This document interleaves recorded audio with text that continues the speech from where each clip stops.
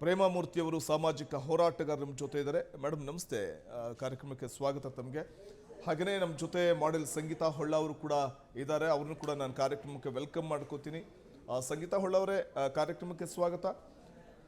ಹಾಗೆಯೇ ಡಾಕ್ಟರ್ ಪದ್ಮಾಕ್ಷಿ ಅವರು ಕೂಡ ಜಾಯಿನ್ ಆಗ್ತಾರೆ, ಖ್ಯಾತ ಮನಃಶಾಸ್ತ್ರಜ್ಞರು, ಅವ್ರನ್ನು ಕೂಡ ನಾನು ವೆಲ್ಕಮ್ ಮಾಡ್ಕೋತೀನಿ. ಸೊ ಮೊದಲಿಗೆ ಬಹುಶಃ ಪ್ರೇಮಾಮೂರ್ತಿಯವರೇ, ಇಂಥ ಪ್ರಕರಣಗಳನ್ನು ಕೇಳಿದಾಗ ತಮ್ಮ ಫಸ್ಟ್ ರಿಯಾಕ್ಷನ್ ಏನು? ಇಂಥ ತಾಯಂದ್ರು ಇರ್ತಾರ? ನಾನು ಹೇಳಿದೆ ಆರಂಭದಲ್ಲಿ, ಕೆಟ್ಟ ತಂದೆ ಇರಲಿಕ್ಕೆ ಸಾಧ್ಯ ಆದರೆ ಕೆಟ್ಟ ತಾಯಿ ಇರಲಿಕ್ಕೆ ಸಾಧ್ಯ ಇಲ್ಲ. ಭೂಮಿ ತೂಕದ ಹೆಣ್ಣು ಅಂತೀವಿ, ಹಾಗೆಯೇ ಭೂಮಿ ತಾಯಿ ಅಂತೀವಿ, ನಿಸರ್ಗವನ್ನು ಪ್ರಕೃತಿಯನ್ನು ನಾವು ತಾಯಿ ಅಂತ ನೋಡ್ತೀವಿ, ನಮ್ಮ ಭಾರತಾಂಬೆಯನ್ನು ತಾಯಿ ಅಂತ ನೋಡ್ತೀವಿ. ಅಂಥ ತಾಯಿ, ನಾವು ಪೂಜ್ಯನೀಯ ಸ್ಥಾನ ಕೊಡುವಂಥ ಆ ತಾಯಿ ಇಡೀ ಸಂಸಾರದ ನೊಗವನ್ನು ಹೊತ್ತು ಇಡೀ ಸಂಸಾರವನ್ನು ಸಾಕುವಂಥ ಅಂಥ ತಾಯಂದಿರನ್ನು ನಾವು ನೋಡಿದ್ವಿ. ಆದರೆ ಈ ಥರದವರು ಕೂಡ ಇರ್ತಾರ ಅನ್ನೋದು ನಿಜಕ್ಕೂ ಆಶ್ಚರ್ಯ ಆಗುತ್ತೆ ಮತ್ತು ಆತಂಕವನ್ನು ಕೂಡ ಮೂಡಿಸುತ್ತೆ. ಏನು ಹೇಳ್ತೀರಿ? ಇದು ಈಗ ನಾವೇನು ಹೇಳಬೇಕು ಅಂತ ನಿಜವಾಗ್ಲೂ ನಮಗೆ ಅರ್ಥ ಆಗಲ್ಲ ಸರ್. ಯಾಕಂದರೆ ಆ ಮಗುವಿನ ಒಂದು ಸ್ಥಿತಿ ನೋಡಿದಾಗ ಎಂಥವ್ರಿಗೂ ಒಂದು ಕರುಳು ಕಿವುಚಿ ಬರುತ್ತೆ. ಈ ತಾಯಿಗೆ ಅವಳು ಮಾಡಿದ್ಲು, ಒಂದು ತನ್ನ ಮಗುನ ಸಾಯಿಸಿದ್ಲು ಅಂತಂದಾಗ ಅವಳು ಎಲ್ಲಿ ಹೋಗ್ತಾಳೆ ಅಂತ ಅವಳಿಗೆ ಪರಿಜ್ಞಾನ ಇಲ್ಲ. ತಾನು ಹೋಗೋದು ಜೈಲ್ಗೇನೆ ಅಥವಾ ಜೀವಾವಧಿ ಶಿಕ್ಷೆ ಆಗುತ್ತೆ, ತಾನಲ್ಲೇ ಇರಬೇಕು ಅನ್ನೋ ಒಂದು ಪರಿಜ್ಞಾನ ಇಲ್ಲದೆ ಆ ಮಗುನ ಸಾಯಿಸಿರೋದು ಇವತ್ತು ಒಂದು ಕರುಣಾಜನಕ. ಇವತ್ತು ಅಂದರೆ ಇವಳು ಸೈಕೋ ಅಲ್ಲ ಸರ್, ಇವಳು ಖಂಡಿತ ಸೈಕೋ ಅಲ್ಲ. ಸೈಕೋ ಆದರೆ ಮಕ್ಕಳನ್ನ ಆ ಥರ ಈ ರೀತಿ ಮಾಡೋದಿಲ್ಲ. ಇದು ಶೋಕಿ ಜೀವನಕ್ಕೆ ಒಳಪಟ್ಟಿದ್ದಾರೆ. ಅಕ್ರಮ ಸಂಬಂಧಕ್ಕೆ ಮಗು ಅಡ್ಡಿ ಆಗುತ್ತೆ. ಅಕ್ರಮ ಸಂಬಂಧಕ್ಕೆ ತಾನು ಮಾಡ್ತಿರೋ ಸ್ವೇಚ್ಛಾಚಾರದ ಜೀವನಕ್ಕೆ ತನ್ನ ಮಗುನ ಬಲಿ ತಗೊಂಡಿದ್ದಾಳೆ. ಇವತ್ತು ತನ್ನ ಮಗುನ ಬಿಟ್ಬಿಟ್ಟಿದ್ರೆ ಅದೆಲ್ಲೋ ಬದುಕೋತಿತ್ತು. ಆ ಮಗುನ ಕರ್ಕೊಂಡೋಗಿ ಮಗುನ ಮತ್ತು ಇನ್ನೊಂದು ತನ್ನ ಜೊತೆಗೆ ಇನ್ನೊಂದು ಮಗುನೂ ಇದೆ, 17 ವರ್ಷದ ಮಗುನ ತಾನು ಇಟ್ಕೊಂಡಿದ್ದಾಳೆ. ಆ 2 ಮಕ್ಕಳು ಅವನಿಗೆ ಕೊಟ್ಬಿಟ್ಟಿದೆ, ತನ್ನ ಗಂಡಂಗೆ ಕೊಟ್ಬಿಟ್ಟಿದ್ರೆ ಅವನ್ನೆಲ್ಲೋ ಸಾಕೊಳ್ತಿದ್ದ. ಅವನು ಚೆನ್ನಾಗಿ ಹಣವಂತನೇ ಇದ್ದಾನೆ. ಅದಕ್ಕಿಂತ ಮೀರಿ ಹಣ ಆಸೆ ಪಡೋಕ್ಕೆ ಇವತ್ತು ತನ್ನ ರಕ್ತ ಹಂಚ್ಕೊಂಡು ಹುಟ್ಟಿರೋ ಮಗುನ, ತನ್ನ ಕಂದಮ್ಮನ್ನು ಇವತ್ತು ಬೇರೆ ಯಾವನಿಗೋ ಕೊಟ್ಟುಬಿಟ್ಟು ಅವನಿಂದ ಸಾಯಿಸಿದಾಳೆ ಅಂತಂದರೆ ನಿಜವಾಗ್ಲೂ ಇವತ್ತು ನಮಗೆ ಕಣ್ಣಲ್ಲಿ ನೀರು ಬರ್ಸುತ್ತೆ ಸರ್. ಇಂಥ ಹೆಣ್ಮಕ್ಳು ಇದ್ದಾರೆ. ನೀವು ಹೇಳ್ದಂಗೆ ಇವತ್ತು ಭೂಮಿ ತಾಯಿಗೆ, ಭರತ ಮಾತಿಗೆ ಇವತ್ತು ನಮಸ್ಕಾರ ಮಾಡ್ತೀವಿ ನಾವು. ಎಲ್ಲೋ ಒಂದು ಕಡೆ ದೇವತೆಗಳನ್ನೂ ನಾವು ಮಹಿಳೆಯರಿಗೆ ಹೋಲಿಸ್ತೀವಿ. ನಾವು ಚಾಮುಂಡೇಶ್ವರಿ ಇರ್ಬೋದು, ಮಾರಿಕಾಂಬ ಇರ್ಬೋದು. ಅಂಥ ಒಂದು ಪರಿಸ್ಥಿತಿಯಲ್ಲಿ ಇವತ್ತು ಇಂಥ ಹೆಣ್ಮಕ್ಳು ಹುಟ್ಟಿದ್ದಾರೆ ಅಂತಂದರೆ ನಿಜವಾಗ್ಲೂ ನಮಗೆ ಏನು ಹೇಳಬೇಕು ಅಂತಲೇ ಅರ್ಥ ಆಗಲ್ಲ. ಇವರು ಸೈಕೋ ಅಲ್ಲ ಸರ್.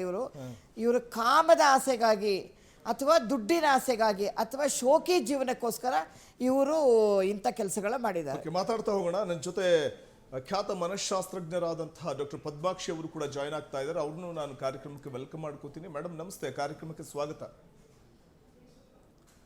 ಪದ್ಮಾಕ್ಷಿ ಅವರೇ, ಬಹುಶಃ ಇಂಥ ಪ್ರಕರಣಗಳಲ್ಲಿ ಯಾಕೆ ಕೆಲವರು ಇಷ್ಟೊಂದು ಕ್ರೂರತೆಯನ್ನು ಮೆರೀತಾರೆ, ತನ್ನ ಮಗುವನ್ನೇ ಕೊಲ್ಲುವಂಥ ಒಂದು ಮನಸ್ಥಿತಿಗೆ ತಲುಪ್ತಾರೆ ಅಂತಂದ್ರೆ, ಅದು ಹೆತ್ತ ಮಗುವನ್ನ ಯಾವನೋ ಪ್ರಿಯಕರನಿಗೋಸ್ಕರ ಅಕ್ರಮ ಸಂಬಂಧಕ್ಕೆ ಅಡ್ಡಿ ಆಗುತ್ತೆ ಅನ್ನುವಂಥ ಕಾರಣಕ್ಕೆ ಇಂಥ ನೀಚ ಕೃತ್ಯವನ್ನು ಎಸಗ್ತಾರೆ ಅಂತಂದಾಗ ಆ ಮನಸ್ಸಾದ್ರೂ ಹೇಗೆ ಬರುತ್ತೆ ಅಂತಂದ್ರೆ, ಬದಲಾಗ್ತಾ ಇರುವಂಥ ಕೆಲವರ ಮನಸ್ಥಿತಿ, ಅದ್ರ ಬಗ್ಗೆ ತಾವು ಯಾವ ರೀತಿ ವ್ಯಾಖ್ಯಾನಿಸ್ತೀರಿ? ಈ ವಿಚಾರ ಕೇಳಿ ಬಹಳ ಬೇಜಾರಾಯ್ತು. ಯಾಕಂದ್ರೆ ಯಾರೋ ಇಬ್ಬರ ಒಂದು ಸೆಲ್ಫಿಶ್ನೆಸ್ಗೆ ಒಂದು ಮಗುವನ್ನ ಅವರು ಬಲಿ ತಗೊಂಡಿದ್ದಾರೆ. ಅದನ್ನ ಬಿಟ್ಬಿಡ್ಬೇಕಾಯ್ತಲ್ಲ. ಮೇಡಮ್ ಹೇಳಿದ್ರು, ಅದೇ ಬಿಟ್ರೆ ಎಲ್ಲೋ ಈಗ ಎಷ್ಟೋ ಅನಾಥಾಶ್ರಮಗಳಿದೆ, NGO ಗಳಿದೆ, ಅವ್ರು ಅಡಾಪ್ಟ್ ಮಾಡ್ಕೊಂಡು ಸಾಕೊಂತ ಇದ್ರು. ಒಂದು ಕಡೆ ಮಕ್ಕಳಾಗಿರ್ಲಿಲ್ಲ ಅಂತ ಹೇಳಿ IVF ಸೆಂಟರ್ಗಳ ಮುಂದೆ ಕ್ಯೂ ನಿಂತಿರೋ ಸಂಖ್ಯೆ ಇದೆ ನಮ್ಮ ದೇಶದಲ್ಲಿ. ಇನ್ನೊಂದು ಕಡೆ ತಾವು ಹೆತ್ತಿರೋ ಮಕ್ಕಳನ್ನೇ ಈ ರೀತಿ ಮಾಡ್ತಾ ಇದ್ದಾರೆ. ಅಂದ್ರೆ ಈಗ ಒಂಥರ ಈ ಎಕ್ಸ್ಟ್ರೀಮ್ಸ್ಗೆ ಏನ್ ಹೇಳ್ಬೇಕಂತಾನೆ ಗೊತ್ತಾಗ್ತಾ ಇಲ್ಲ. ಈ ಕೆಲವರು ಮಕ್ಳಂದ್ರೆ, ಒಂದು ತಾಯಿಗೆ ತನ್ನ ಮಗು ಅಂದ್ರೆ ಎಲ್ಲವೂ ಸಂಪೂರ್ಣ ಬದುಕು. ಈಗ ನಾವು ಎಲ್ಲರೂ ತಾಯಿ ಅಂದ್ರು ನಾವೇನ್ ಬೆಸ್ಟ್ ತಾಯಿ, ನಮಗ್ ನಾವು ಅಂತ ಕೊಡಲ್ಲ ಪ್ರಶಸ್ತಿನ. ಬಟ್ ಆದ್ರೂನು ನಮ್ಮ ಮಗುವಿಗೆ ಒಂದ್ ಸ್ವಲ್ಪ ನೋವಾದ್ರೇನೆ ಏನಪ್ಪಾ ಅನ್ನೋ ತರದಲ್ಲಿ ಅನ್ಸುತ್ತೆ. ಅಂದ್ರೆ ಈ ತರದ ಒಂದು ವಿಚಾರ ಅಂದ್ರೆ ಎಷ್ಟು ಸೆಲ್ಫಿಶ್ನೆಸ್ ಇತ್ತು. ತಮ್ಮ ಒಂದು ರಿಲೇಶನ್ಶಿಪ್ಗೆ ತನ್ನ ಮಗು ಅಡ್ಡಿ ಬರುತ್ತೆ ಅಂತ ಹೇಳಿ ಈ ತರದ ಒಂದು ಕೆಲಸ ಮಾಡಿದ್ದಾರೆ ಅಂದ್ರೆ ಇದು ಖಂಡನಾರ್ಹ. ಆಮೇಲೆ ಇದು ಯಾವುದೇ ಮಾನಸಿಕ ಪರಿಸ್ಥಿತಿ ಏನಲ್ಲ. It is not any mental disorder. ಇದು ಯಾವುದೇ ಮೆಂಟಲ್ ಡಿಸಾರ್ಡರ್ ಅಲ್ಲ. ಇವರು ಪ್ಲಾನ್ ಮಾಡಿರ್ಬೋದು ಅಥವಾ ಸಡನ್ ಆಗಿ ಆಗಿರ್ಬೋದು. ಆದ್ರೆ ಇದು ಕ್ರೈಮೇ.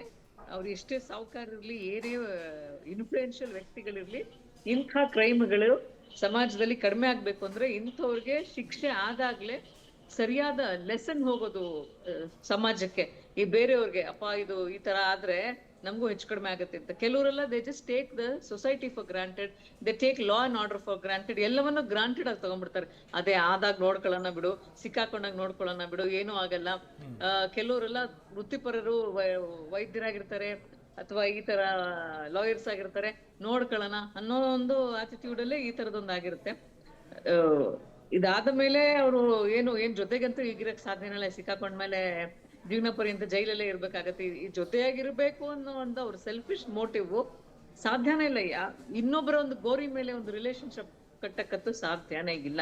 ಈ ತರ ಐಡಿಯಾಲಜಿ ಬರುತ್ತೆ ಅಂತ ಹೇಳಿದ್ರೆ ಎಲ್ಲೋ ಒಂದ್ ಕಡೆ ಅವ್ರಿಗೆ ಸ್ವಲ್ಪ ಸೈಕೋಪ್ಯಾಥಿಕ್ ಥಾಟ್ ಪ್ರೊಸೆಸ್ ಇರುತ್ತೆ, ಇಲ್ಲ ಅಂತ ಹೇಳಲ್ಲ. ಆದ್ರೆ ಇದು ಸಂಪೂರ್ಣ ಮನೋರೋಗ, ಅಂದ್ರೆ ಮನೋರೋಗದಲ್ಲಿ ಡಿಪ್ರೆಷನ್, ಆಂಗ್ಸೈಟಿ ಎಲ್ಲ ಇರುತ್ತೆ.